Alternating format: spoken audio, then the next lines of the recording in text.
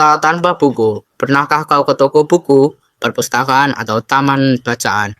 Tidakkah kau merasa istimewa ketika berada di dalamnya?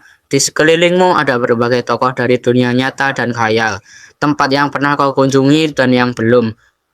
Informasi dari cerita dari masa lalu, masa kini, dan masa depan. Semua berpadu, semua berada di dalam genggamanmu.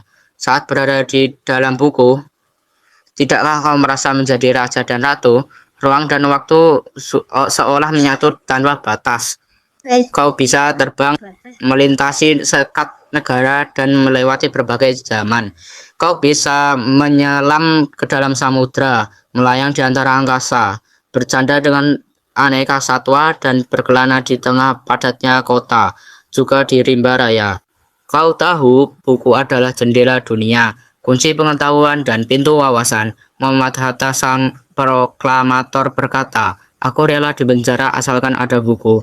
Karena buku ada, aku bebas." Melalui buku, manusia terbebas dari ketidaktahuan. Tempat-tempat yang dipenuhi buku adalah harapan berkembangnya pengetahuan dan wawasan. Apa jadinya jika kota tanpa buku? Pantaskah dia disebut kota? Di kota itu mungkin keluar kabar dari sumber lain, dari koran, televisi, atau internet. Mungkin informasi dari cerita datang dari cerita nenek moyang. Bagai dongeng-dongeng sebelum tidur, irama warganya pun tiada beda.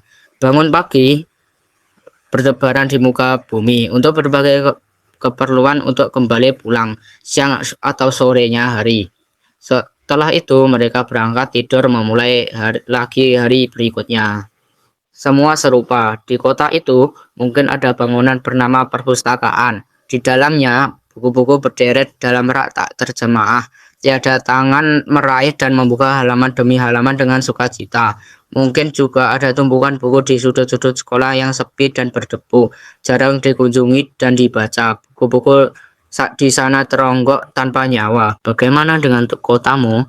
Mungkin kau tinggal di tengah kota yang megah, atau di gang yang sempit, di desa terpencil, di sisi pesisir, atau di kaki gunung. Adakah perpustakaan, taman bacaan, atau toko buku di dekat rumahmu? Jika ada, apakah tempat ini menjadi wadah berkumpulnya anak-anak dan warga, menjadi pusat berkembangnya wawasan dan pengetahuan, atau hanya menjadi pajangan? Maka kau menjadi orang yang menghidupkannya. Kau bisa mengunjunginya dan mengajak teman-teman membaca dan berbagai cerita di sana. Jadikan tempat itu sumber kegembiraan atau pengetahuan. Jika tempat itu belum ada, maukah kau menjadi orang yang mulai menghadirkannya? Kau bisa memulainya dari sebuah sudut di teras rumahmu. Ajak teman-temanmu memulai langkah baru. Jangan biarkan waktu berlalu tanpa buku. Siapapun dirimu, bersahabatlah dengan buku. Dia akan menjadi teman sepanjang hidupmu.